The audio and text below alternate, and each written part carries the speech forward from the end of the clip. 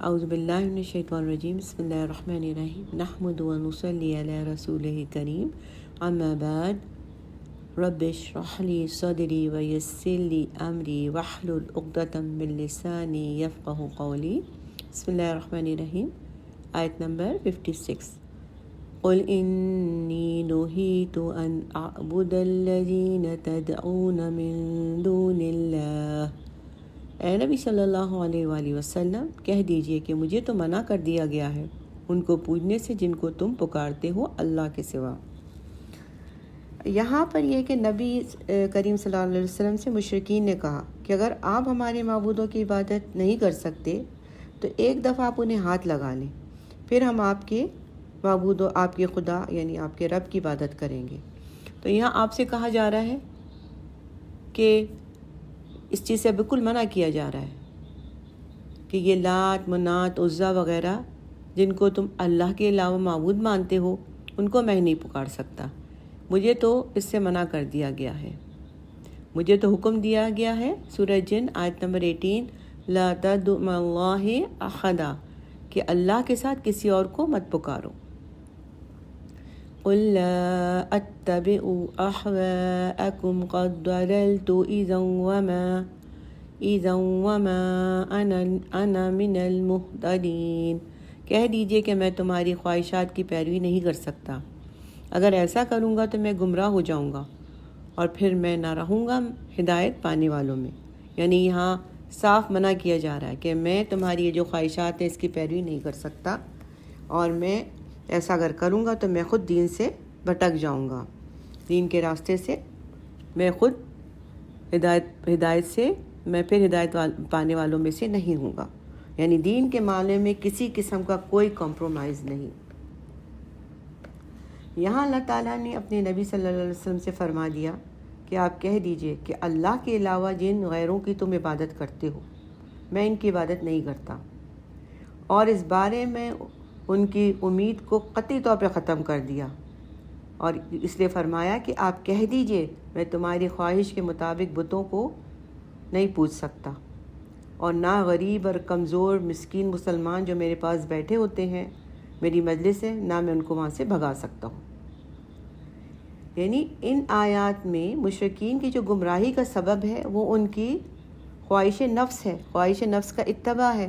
یعنی ان کی تو دنیا ہی منزل اور دنیا ہی مقصود تھی، اور وہ دنیا ہی چاہتے تھے، تو ان کو یہ تھا کہ ان کے پاس مال ہو، دولت ہو، اور جو ہماری عیش ہیں اور بتوں کے نذرانوں کی وجہ سے جو ہماری چل رہے ہیں عیش اور آرام، یعنی اس کو بالکل اس کو ختم نہیں کرنا چاہ رہے تھے۔ تو یہاں اللہ تعالیٰ فرمانے کہ یہ بتایا گیا کہ وہ لوگ جس پر قائم ہیں وہ اللہ کی ہدایت نہیں ہے بلکہ خواہش نفس کی عبادت کر رہے ہیں، بلکہ ان کو تو یہ چاہیے تھے کہ اپنے آباء و اجداد کی تقلید کو چھوڑ کر، ان کے جو پرانے رسم و رواج ہیں ان کو چھوڑ کر، جو ان کے سامنے ہدایت آئی ہوئی ہے، جو نبی آئے ہوئے ہیں، جو وہ اپنی ہدایت اور جو ان کی رہنمائی فرما رہے ہیں، ان کو ان کے حقائق دیکھ کر ان کو اس پر عمل کرنا چاہیے، لیکن یہ تو گمراہی کا راستے پر چل پڑے ہیں اور یہ حقائق آنے کے بعد بھی اس پر عمل نہیں کر رہے ہیں۔ تو یہاں پر اللہ تعالیٰ فرما رہے ہیں کہ یہی گمراہ ہیں اور یہ اپنے خواہشات کا اتباع کر رہے ہیں۔ بسم اللہ الرحمن الرحیم، آیت نمبر 57۔ قل انی علی بینۃ من ربی، کہہ دیجئے کہ میں تو اپنے رب کی طرف سے ایک بڑی بینہ پہ ہوں۔ وکذبتم بہ ما عندی ما تستعجلون بہ، اور تم نے اسے جھٹلا دیا ہے، میرے پاس وہ شے موجود نہیں جس کی تم جلدی مچا رہے ہو۔ ان الحکم الا للہ یقص الحق وہو خیر الفاصلین، فیصلے کا اختیار کسی کو نہیں سوائے اللہ کے، وہ حق کو کھول کر بیان کر دیتا ہے اور سب سے اچھا فیصلہ کرنے والا ہے، بے شک وہی ہر چیز کا فیصلہ کرنے والا ہے۔ یہاں یہ کہا جا رہا ہے حضور صلی اللہ علیہ وسلم سے کہ ان سے کہہ دیجئے کہ میں اپنے رب کی طرف سے ایک واضح دلیل پر ہوں، اور میرے پاس واضح علم ہے، روشن نشانی ہے، اور تم اس کو جھٹلاتے ہو، تم اس کو نہیں مانتے ہو، اور جب تم سے کہا جاتا ہے کہ اس کو مانو تو اللہ کے عذاب سے ڈرو تو کہتے ہیں کہ عذاب کی جلدی لے آؤ، جلدی سے عذاب لے آؤ، عذاب کی جلدی کرتے ہو، تو میرے پاس وہ عذاب نہیں جس کی تم جلدی کر رہے ہو، فیصلہ تو اللہ کرے گا، اور وہی حق ہے، اور وہی بندوں کے درمیان یعنی فیصلہ کرتا ہے۔ اب رسول صلی اللہ علیہ وسلم جو ہیں ان کے پاس خود وہ بینہ ہے، اور جس راستے پہ وہ چل رہے تھے وہ بہت روشن اور واضح راستہ تھا، اور روشن نشانیاں لے کر آئے تھے، قرآن ان کے پاس تھا، ہدایت ان کے پاس تھی۔ تو وہ کہہ رہے ہیں کہ میرے پاس تو اللہ کی طرف سے میں واضح دلیل پر ہوں، اور تم لوگ جو جلدی مچا رہے ہو کہ عذاب کے لیے جلدی مچا رہے ہو، تو اور یہی کہہ رہے ہو کہ جب تم سے کہا جاتا ہے کہ اللہ کا عذاب آئے گا تو تم یہ کہتے ہو کہ آپ ہمیں دھمکیاں دے رہے ہیں، اور جب ہم اور ماننے سے انکار کرتے ہو اور پھر کہتے ہو عذاب ہم پر کیوں نہیں آ جاتا، تو جواب میں اور عذاب کے لیے تم جلدی کرتے ہو، تو جواب میں حضور صلی اللہ علیہ وسلم سے فرمایا جا رہا ہے کہ آپ انہیں صاف طور پہ بتا دیں کہ عذاب کا فیصلہ میرے اختیار میں نہیں ہے۔ وہ عذاب جب آئے گا، جیسا آئے گا اللہ کے فیصلے سے آئے گا، اور وہ جب چاہے گا اور ضرور آئے گا، اللہ کا فیصلہ ہے۔ اس کا عذاب ابھی نہیں آنا اس کی حکمت پر ہے، کسی حکمت کی وجہ سے وہ عذاب اس وقت نہیں آ رہا ہے، اور عذاب جو ہے اللہ تعالیٰ ہی دے گا، اور بندوں کے درمیان بھی وہی فیصلہ کرے گا، اور فیصلے کا تمام جو اختیار ہے اللہ تعالیٰ کے پاس ہے، اور وہی حق کو کھول کر بیان کرتا ہے۔ یہاں اللہ تعالیٰ فرما رہے ہیں کہ تمام فیصلہ جو ہے، ہر چیز کا فیصلہ اللہ کے پاس ہے، یعنی اللہ نے جو عذاب روکا ہوا ہے وہ اس کی کسی حکمت کی وجہ سے ہے، اور اس کو مؤخر کیا ہوا ہے، لیکن وہ آئے گا اور ضرور آئے گا، اور اللہ ہی تعالیٰ جو ہے وہی ہر چیز کا اختیار رکھتے ہیں، اور اللہ کے علاوہ اور کسی کے پاس کوئی اختیار نہیں۔ بسم اللہ الرحمن الرحیم، آیت نمبر 58۔ قل لو ان عندي ما تستعجلون به لقضي الامر بيني وبينكم والله عالم بالظالمين۔ کہہ دیجیے اگر میرے پاس وہ ہوتا جس کی تم جلدی مچا رہے ہو تو میرے اور تمہارے درمیان کبھی کا فیصلہ طے ہو چکا ہوتا، اور اللہ خوب واقف ہے ظالموں سے۔ ان الفاظ سے ایک حد تک تلخی اور بیزاری ظاہر ہو رہی ہے کہ اگر یہ فیصلہ کرنا میرے اختیار میں ہوتا تو میں تمہیں مزید مہلت نہ دیتا۔ اب میں بھی تمہارے رویے سے تنگ آ چکا ہوں، میرے بھی صبر کا پیمانہ آخری لبریز ہو چکا ہے، یہ بھر چکا ہے۔ یعنی یہاں پر حضور صلی اللہ علیہ وسلم کی اس میں کچھ تلخی پیدا ہو گئی اور بیزاری ظاہر ہو رہی ہے، اور لیکن اللہ تعالیٰ یہاں فرما رہے ہیں کہ اور مزید تاکید کے طور پر کہا جا رہا ہے، اے مشرکین مکہ، تم جس عذاب کے لیے جلدی کر رہے ہو اگر وہ میرے اختیار میں ہوتا تو میں نے بھی جلدی کی ہوتی، اور اللہ کے حکم سے تم پر عذاب نازل ہو چکا ہوتا۔ اللہ تعالیٰ ظالموں کو خوب جانتا ہے، اور ان کی رسی کو اس لیے ڈھیل دے دی گئی ہے تاکہ کفر اور شرک میں اور آگے بڑھتے چلے جائیں تو اور شدید عذاب کے مستحق بنے۔ یعنی یہاں تمہیں ڈھیل دی جا رہی ہے، تو جب اللہ کا فیصلہ آئے گا تو ہو سکتا ہے وہ شدید عذاب آئے تمہارے لیے، تو تم جس کی جلدی مچا رہے ہو تو اگر میرے اختیار میں ہوتا تو وہ تم کو کب سے عذاب آ چکا ہوتا، اور اللہ تعالیٰ کو تو خوب جانتا ہے کون ظالم ہے۔ تو یہاں پر یہ بتایا گیا ہے کہ وہ عذاب کی جو جلدی کر رہے ہیں، ابھی عذاب کی جلدی نہ ہی کریں تو بہتر ہے، اور حضور صلی اللہ علیہ وسلم کہہ رہے ہیں کہ میرے اختیار میں ہوتا تو یہ فیصلہ کب کا ہو چکا ہوتا یہ، لیکن یہ تو اللہ کی حکمت ہے، اللہ کی مشیت ہے جو عذاب ابھی نہیں آ رہا ہے، اور یہ تم لوگوں پر اللہ کی رحمت ہے جس کی وجہ سے ابھی عذاب نہیں آ رہا ہے، اور اللہ کے عذاب سے کوئی بچ نہیں سکتا۔ اللہم لا تجعلنا منہم۔ آیت نمبر 59۔ وَعِندَهُ مَفَاتِحُ الْغَيْبِ لَا يَعْلَمُهَا إِلَّا هُوَ وَيَعْلَمُ مَا فِي الْبَرِّ وَالْبَحْرِ، اور اسی کے پاس غیب کے سارے خزانے ہیں، کوئی نہیں جانتا ان خزانوں کو سوائے اس کے، اور وہ جانتا ہے جو کچھ ہے خشکی میں اور سمندر میں۔ وَمَا تَسْقُطُ مِن وَرَقَةٍ إِلَّا يَعْلَمُهَا، اور نہیں گرتا کوئی ایک بھی پتا کسی درخت سے مگر وہ اس کے علم میں ہوتا ہے۔ وَلَا حَبَّةٍ فِي ظُلُمَاتِ الْأَرْضِ وَلَا رَطْبٍ وَلَا يَابِسٍ ولا يابس إلا في كتاب مبين، اور نہیں گرتا کوئی دانہ زمین کی تاریکیوں میں، نہ کوئی تر و تازہ، نہ کوئی سوکھی چیز، مگر ایک کتاب مبین میں سب کی سب موجود ہے۔ یہ کتاب مبین اللہ کا علم قدیم ہے۔ سبحان اللہ۔ اس آیت میں اللہ کی شان، اللہ کی عظمت بیان کی جا رہی ہے کہ اللہ کے پاس کنجیاں اور خزانے ہیں۔ اللہ خالق ہے، ہر چیز کا خالق وہ ہے، اور ہر چیز اسی نے بنائی ہے، تو غیب کا علم اور ہر چیز کے خزانے بھی اسی کے پاس ہیں۔ وہی مالک ہے، اور ان سب کو بنانے کی حکمت بھی وہی سمجھتا ہے، اور اس کے علاوہ کوئی نہیں جانتا۔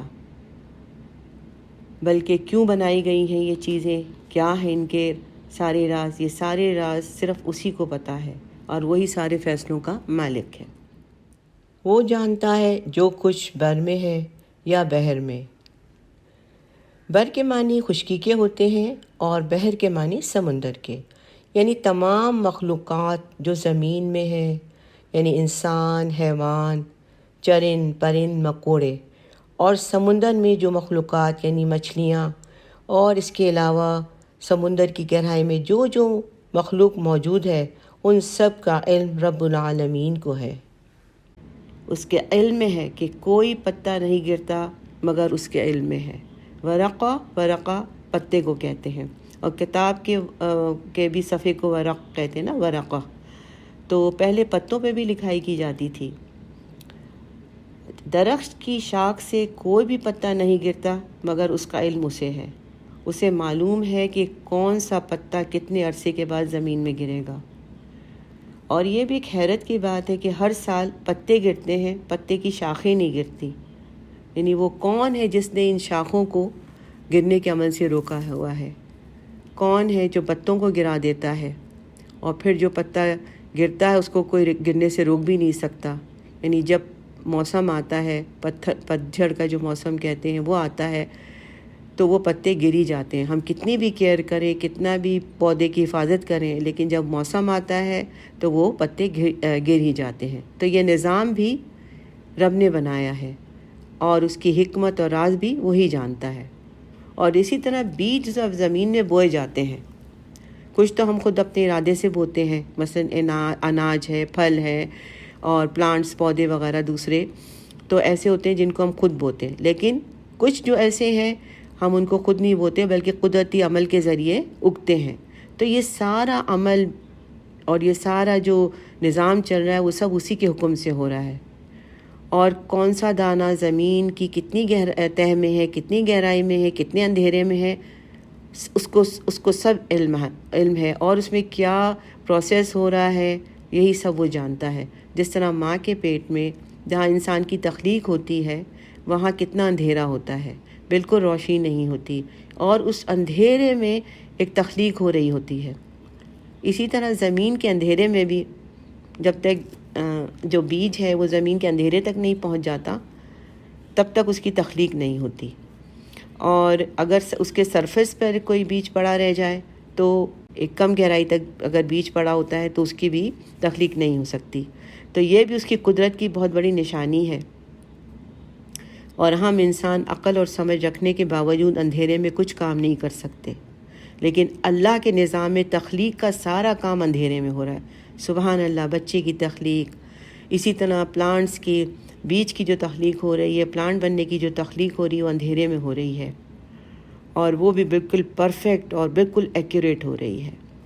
اسی طرح تر اور خشک سب چیزوں کا علم اللہ کے پاس ہے، وہی ان سب کو مینیج کرتا ہے۔ اللہ کے سوا انسان، جن، پیغمبر، ولی، کسی کو بھی ان چیزوں کا علم نہیں۔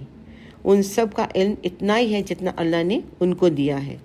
اللہ کے وسیع علم کے سامنے کسی کی کوئی قدرت ہی نہیں۔ یہاں پر اللہ کے علم کی بات ہو رہی ہے، جو اللہ کے قدرت اور طاقت کی علامت ہے۔ جیسے کہ ہمیں پتہ ہے کہ نالج از پاور، اور جس کا علم جتنا ہوتا ہے وہ اتنا ہی پاورفل ہوتا ہے، اور اس کی پاور اتنی ہوتی ہے۔ اس لیے ہمیں اکثر بچپن میں ہم لوگ پوچھتے تھے یا سنا بھی ہے کہ عقل بڑی کہ بھینس۔ عقل ایک چھوٹی سی چیز ہے اور بحث ایک بڑی سی چیز ہے، اس سے موازنہ کیا جاتا تھا، اور اکثر بچوں سے ہم پوچھتے تھے کہ عقل بڑی کہ بحث. تو عقل دماغ کے اندر ایک چھوٹی سی چیز ہے، مگر علم اور دلیل کی طاقت جو ہے وہ ہر چیز سے بڑی ہے. تو جو دماغ ہے ایک چھوٹا سا ہے، مگر اس کی جو طاقت ہے اس کا کوئی مطلب اس کے بے شمار اس کا کوئی حساب کتاب ہی نہیں ہے. یعنی وہ اس کی جو طاقت ہے بہت عظیم، بہت بڑی طاقت ہے. اور آج مسلمان کیوں زوال پذیر ہو رہے ہیں؟ ان کا بھی یہی ہے کہ انہوں نے علم چھوڑ کر وہ ان بھینس کے پیچھے پڑ گئے، یعنی جو بڑی چیز مال و متاع نظر آیا اس کے پیچھے چل پڑے. تو اللہ تعالیٰ کا علم ہر چیز پہ چھایا ہوا ہے، جیسے وسیع کرسی السماوات والارض، یعنی اللہ اپنے علم میں سے جتنا چاہتا ہے اتنا ہی وہ دیتا ہے کسی کو، کسی کا کوئی اختیار نہیں ہے. اور اللہ تعالیٰ ہر چیز کو مینیج کیے ہوئے ہے، پورے عالم کو مینیج کیا ہوا ہے، اور اس کو یہ سب چیزیں بالکل تھکاتی نہیں ہیں. آسمان اور زمین کا جو پورا نظام ہے وہ چلا رہا ہے، نہ اس کو اونگ آتی ہے نہ اس کو نیند آتی ہے. تھکنا تو دور، وہ تو کبھی سویا بھی نہیں، اور کبھی ان کی حفاظت سے وہ غافل بھی نہیں ہوا. اور اس جیسی قدرت کسی اور کی نہیں ہو سکتی. اگر اس جیسی قدرت کسی اور کے پاس نہیں ہے تو وہ الہ کیسے ہے؟ اور وہ عبادت کے لائق بھی نہیں ہو سکتا، اور نہ ہی وہ شریک ہو سکتا ہے.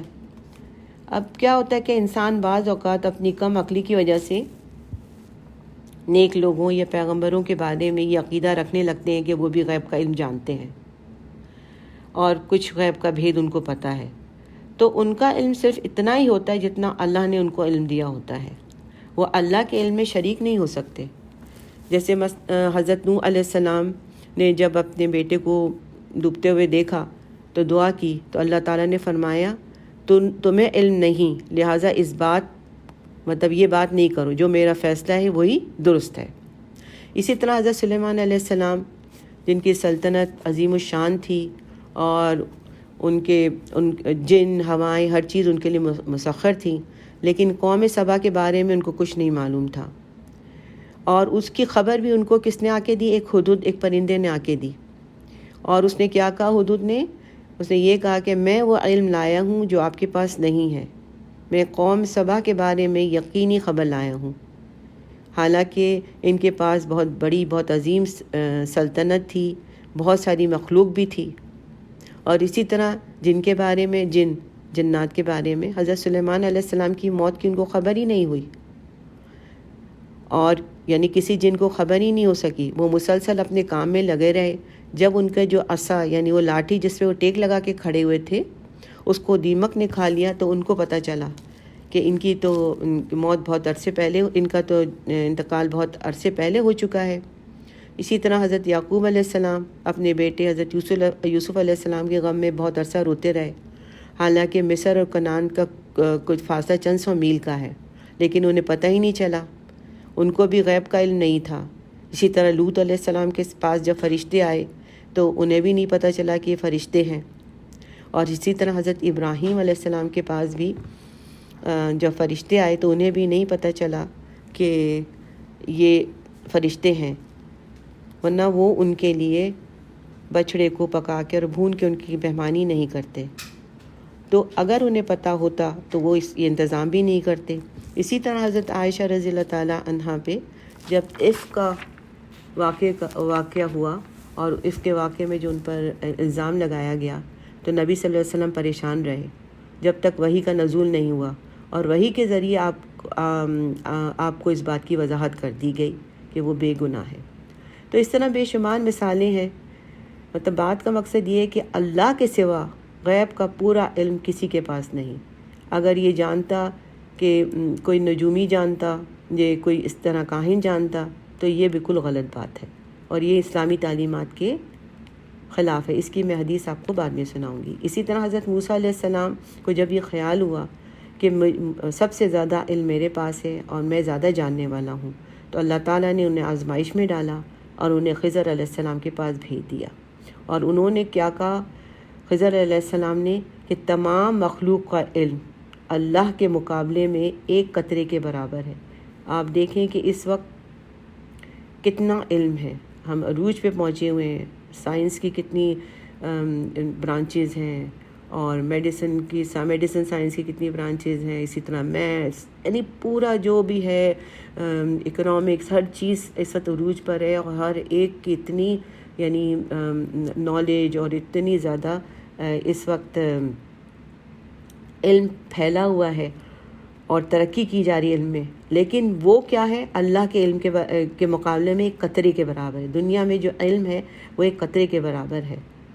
تو جب سب کچھ اللہ کے اختیار میں ہے تو اسی کے آگے جھک جائیں اور جو اس نے سکھایا اس کو مان لیں اور اس کے مطابق زندگی اپنی گزاریں. اب اس آیت سے کاہنوں، نجومیوں اور غیب کی باتیں بتانے والوں کی تردید ہوتی ہے. حضرت ابو ہریرہ رضی اللہ تعالیٰ عنہ سے روایت ہے کہ رسول صلی اللہ علیہ وسلم نے فرمایا، جو کسی کاہن یا نجومی کے پاس گیا اس نے محمد صلی اللہ علیہ وسلم پر اتاری گئی کتاب کا انکار کیا. حضرت عبداللہ بن مسعود رضی اللہ تعالیٰ عنہ کا قول ہے کہ نبی صلی اللہ علیہ وسلم نے فرمایا کہ ان کو غیبی امور کی چابیوں کے علاوہ سب کچھ دیا گیا تھا. ابن عباس رضی اللہ تعالیٰ عنہما کا قول ہے کہ مفاتیح الغیب سے مراد تقدیر اور روزی ہے. رسول صلی اللہ علیہ وسلم نے فرمایا، مفاتیح الغیب 5 چیزیں ہیں جس کا علم اللہ کے سوا کسی کو بھی نہیں. کل کیا ہوگا، رحم میں کیا ہے، کوئی بھی آدمی کیا کمائے گا، آدمی کی موت کہاں ہوگی اور بارش کب ہوگی. ایک روایت میں ہے کہ قیامت کب آئے گی. تمام علم جو ہے، تمام علم اللہ تعالیٰ کے پاس ہے، اور غیبی امور کا علم اللہ کے سوا کسی کو نہیں. یہ ہمیں پتہ ہونا چاہیے اور یہ ہمیشہ یاد رکھنا چاہیے. بسم اللہ الرحمن الرحیم. آیت نمبر 60.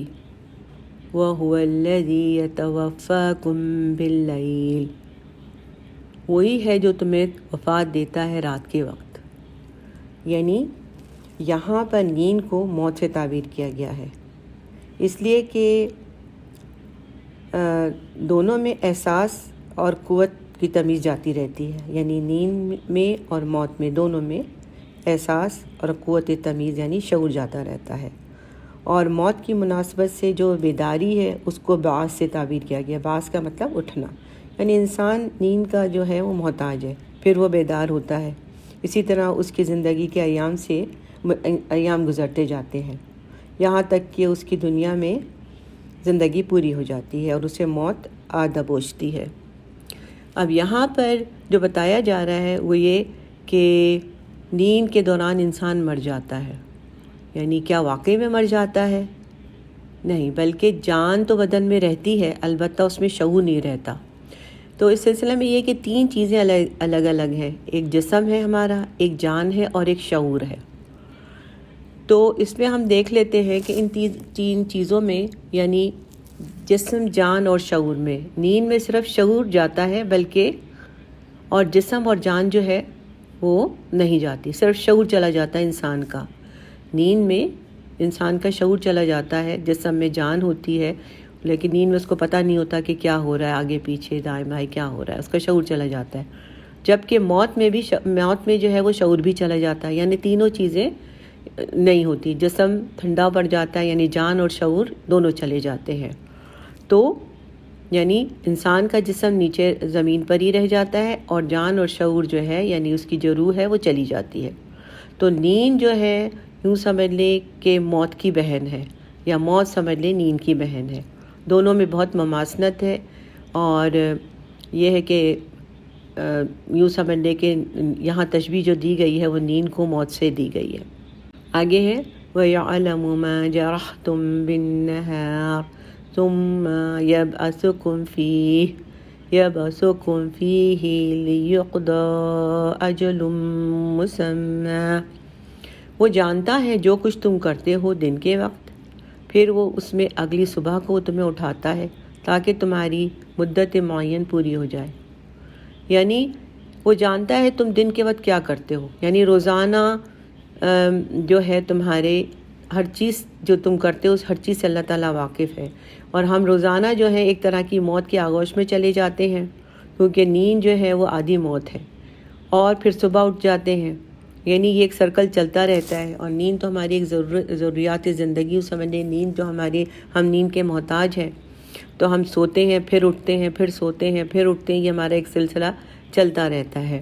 اور جب ہم صبح اٹھتے ہیں تو ہم کیا کہتے ہیں؟ ہم دعا پڑھتے ہیں، الحمدللہ الذی احیانی بعد ما اماتنی والیہ النشور، یعنی تمام شکر اور تمام تعریف اس اللہ کے لیے ہے جس نے مجھے دوبارہ زندہ کیا اس کے بعد کہ مجھ پر موت وارد کر دی، اور اسی کی طرف جی اٹھنا ہے۔ اور اس دعا کو اگر غور سے ہم پڑھیں تو اور اگر اس دعا پر ہم غور کریں تو ہم یہ کہ روزانہ اٹھتے وقت ہم یہ پڑھتے ہیں، لیکن جب ہم قبر سے اٹھیں گے تو اس وقت بھی ہم یہ پڑھیں گے، تو ہماری زبان سے یہی جاری ہوگا، کیونکہ اگر ہماری عادت ہوگی تو یہ ہماری زبان سے جاری ہوگا، اور یہ جاری ہوگا تو اس میں یہ ہے کہ قیامت کے دن بھی جب قبر سے اٹھیں گے تو ہم دنیا میں اپنی عادت کے مطابق ہماری زبان سے خود بخود یہی چیز یہی ترانہ سمجھے جاری ہوگا، اور جس میں آپ یہ الفاظ سے غور کریں کہ تمام تعریف اور شکر اللہ کے لیے جس نے مجھے دوبارہ زندہ کیا اور اس کے بعد مجھ پر موت وارد کر دی، اور اسی کی طرف جی اٹھنا ہے، یعنی دوبارہ اللہ تعالیٰ نے اس کو اٹھایا۔ یعنی یہاں پر یعنی اس وقت یہ الفاظ جو ہیں 100% جس کو کہیں گے 100% درست ہوگا، کیونکہ وہ اٹھنا حقیقی موت کے بعد اٹھنا ہوگا۔ مطلب ہم صبح جو پڑھتے ہیں وہ نیند کی بیداری کے بعد پڑھتے ہیں جو کہ موت کی بہن ہے، لیکن جب ہم قبر سے اٹھائے جائیں گے تو اس وقت جب ہم یہ پڑھیں گے تو حقیقی موت کے بعد ہمارا اٹھنا ہوگا وہ۔ اس لیے ہمیں چاہیے کہ ہم ضروری اپنی زندگی میں یہ ہمیشہ اٹھنے کے بعد پڑھیں، اور یہ ہم اپنی عادت بنا لیں اور عادت کو پختہ کر لیں۔ آگے ہے ثم الیہ مرجعکم ثم ینبئکم بما کنتم تعملون، پھر اسی کی طرف تم سب کو لوٹنا ہے، پھر وہ تمہیں جتلائے گا جو کچھ تم کرتے تھے۔ یعنی جب تمہاری دنیا کی زندگی پوری ہو جائے گی، رات کو سوتے ہو اور صبح پھر اٹھتے ہو، اور یہ تمہارا جو ہے سونے کے بعد اٹھنا اور اٹھنے کے بعد سونا جو ہے، جب یہاں پر دنیا میں جب تمہاری ایک مدت پوری ہو جائے گی، عمر پوری ہو جائے گی، تو اس کے بعد تمہیں موت آ پہنچے گی، اور جب قیامت آئے گی تو ہر انسان ہر ایک چیز اللہ اپنے خالق اور اپنے مالک کے حضور پیش ہوگی، اور زندگی میں جو کچھ بھی اس نے عمل کیا ہوگا، جو کچھ اس نے کام کیے ہوں گے، اس کا بدلہ اس کو وہاں پر ملے گا۔ یعنی اللہ تعالیٰ سب کچھ ان کے سامنے کھول کے بیان کر دے گا کہ تم نے کیا کیا تھا۔ ٹھیک ہے، تو یہ الحمدللہ یہاں پہ ہمارا یہ رکوع اختتام پذیر ہوا۔ اللہ تعالیٰ قبول فرمائے، اور اللہ تعالیٰ اس میں جو ہم کو پڑھنے پڑھانے میں ہم سے جو غلطیاں ہوئی ہیں، اللہ تعالیٰ ہم سب کو معاف فرمائے۔ بارک اللہ لی و لکم، وآخر دعوانا ان الحمد للہ رب العالمین۔ سبحانک اللہم و بحمدک، نشہد ان لا الہ الا انت، نستغفرک و نتوب الیک۔ آمین یا رب العالمین۔ السلام علیکم ورحمۃ اللہ وبرکاتہ۔